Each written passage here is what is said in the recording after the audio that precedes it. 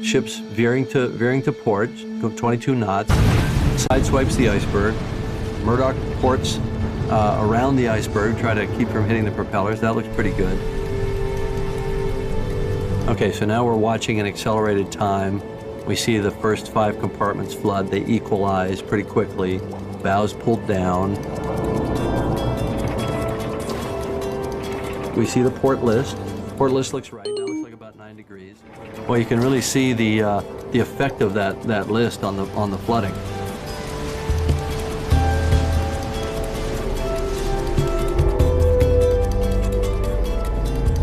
So yeah, superstructure starts to get pulled under.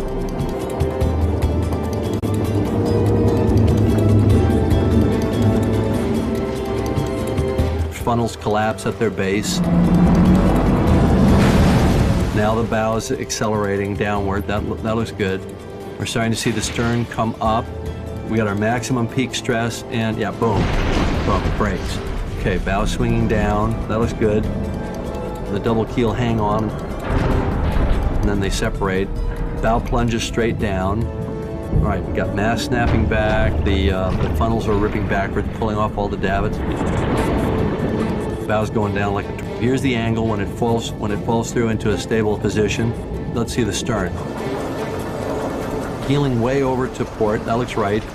And she goes. Yep, that's right. She goes almost vertical just when she goes under, and then boom, implodes. Now she accelerates, and all the stuff starts to rip off. See the shell plating going. There goes the double bottom frisbeeing off, and the stern's falling through. So now the stern's falling aft end down, and we see the spiraling. Here comes the bow. Bow is falling in its stable position, and it hits. Yeah, boom! It kind of breaks its back, and we see the hydraulic outburst and the downblast effect. Let's see the stern. We see the shell plating blowing off, decks, everything kind of settling around it. Looks like a big airplane crash site. Bada bing, bada boom. That's exactly what we're looking for.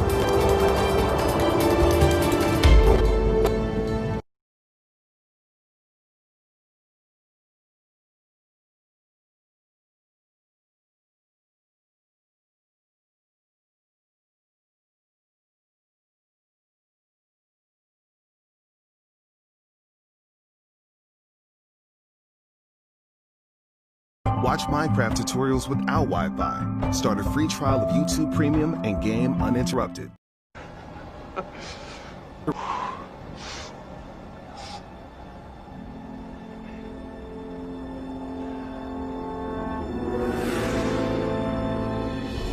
Fucking me!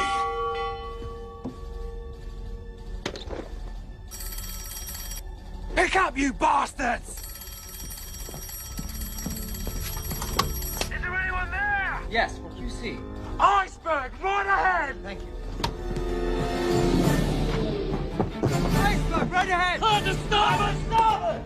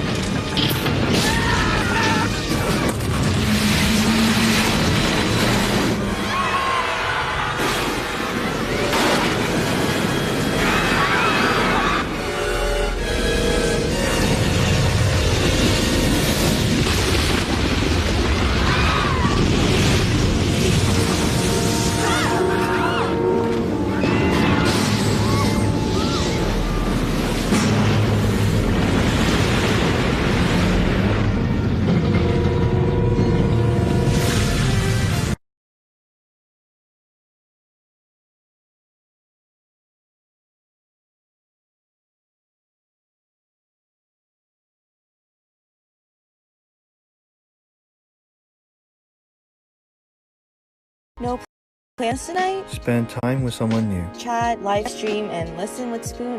Download now. It took 3 years to build and less than 3 hours to sink. The most iconic shipwreck in history, the Titanic. Hailed as the most beautiful and luxurious boat of her time, the Titanic set sail once and for all from Southampton, England to New York City on April 10, 1912. She weighed a record-breaking 46,000 tons and was built by some 15,000 people. Ironically, the ship boasted many of the best safety features of its day. A prestigious journal, the Shipbuilder magazine, called the Titanic practically unsinkable. The popular opinion quickly grew that the Titanic was indestructible.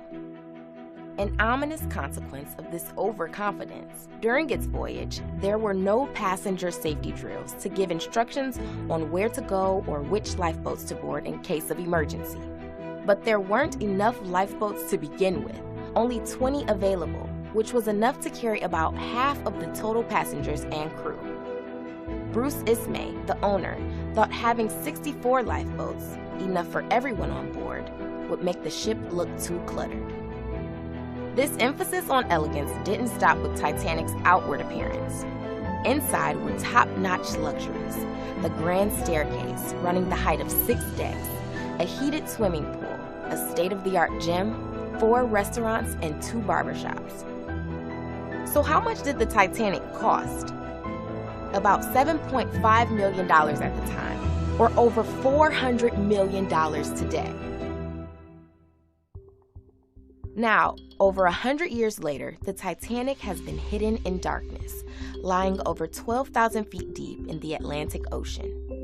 So how exactly did she sink? We do know that on April 14, 1912, the boat entered a region of icebergs.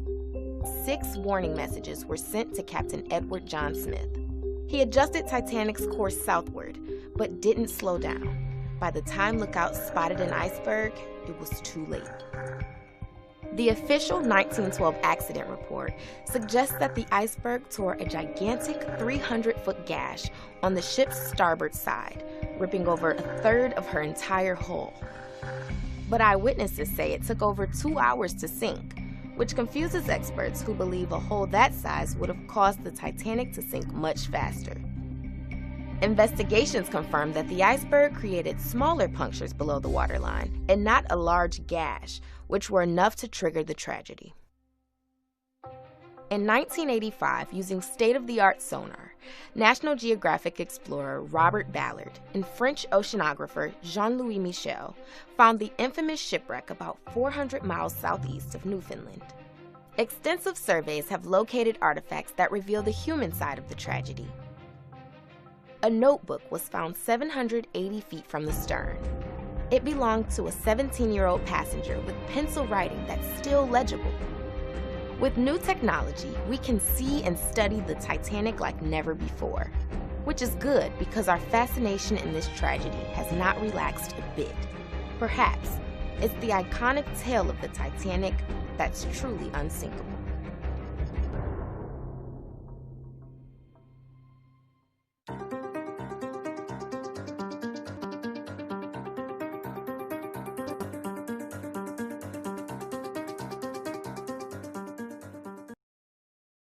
And so everybody was gambling on this Sunday night.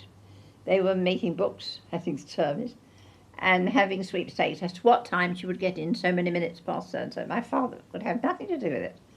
And so he went to bed quite early, for him anyway. And my mother sat down to sew and read, and she looked up at him. He was reading. He said he'd got a very interesting book.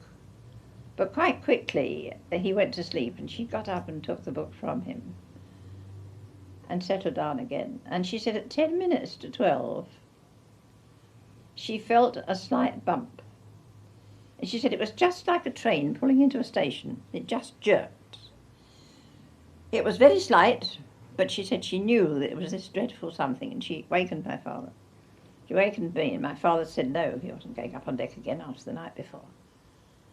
But she literally pulled him out of bed and made him go up. And she then said she was going to dress me, and I, being sleepy and very naughty, said I wasn't going to be dressed. Nothing to be dressed for. I'm going back to bed. My father came back very quickly because he could get up to the boat deck in the lift very quickly from where our cabin was. And he came back and he picked me up and wrapped his blanket tightly round me as if I were a baby. And my mother said nothing to him, and I used to say to her sometimes, years afterwards, I can't understand why you didn't say to him, what was it? Which she certainly did not say. And she said, I didn't have to say, what was it? I didn't know what it was, but I knew it was this dreadful something that I had to live with for months, and there was nothing more I could say. So he put his very thick coat on her and put another one on himself, and without any words at all, we went out of the cabin and into the lift and up onto the boat deck. Now, if we hadn't done that at that time, I very much doubt I'd be talking to you today, because, as you know, there was accommodation for less than 800 people in the lifeboats, and she was carrying 2,200. So it was a question as who was there in time to get into one of the all too few lifeboats. Well, they weren't launched very quickly, because at first no one thought anything was going to happen. But my father went away and spoke to an officer, and he said, they are going to launch lifeboats, but you'll all be back on board for breakfast. And so they launched these boats, and my father helped. He knew a lot about the sea. And he put me in the lifeboat and told me to be good. He said to me, hold Mummy's hand, and I thought he was coming after me, but he didn't. Then it dawned on me, of course, that he wasn't coming, that I wouldn't see him anymore. And that collision was 10 minutes to 12, and the Titanic sank at 2:20. So if we had had enough lifeboats, no one would have died that night at all. And it would have been a 9 days wonder that the ship sank on its maiden voyage. It didn't matter, nobody died, that would have been that. And here we are all these years after, with the whole world still interested in the Titanic.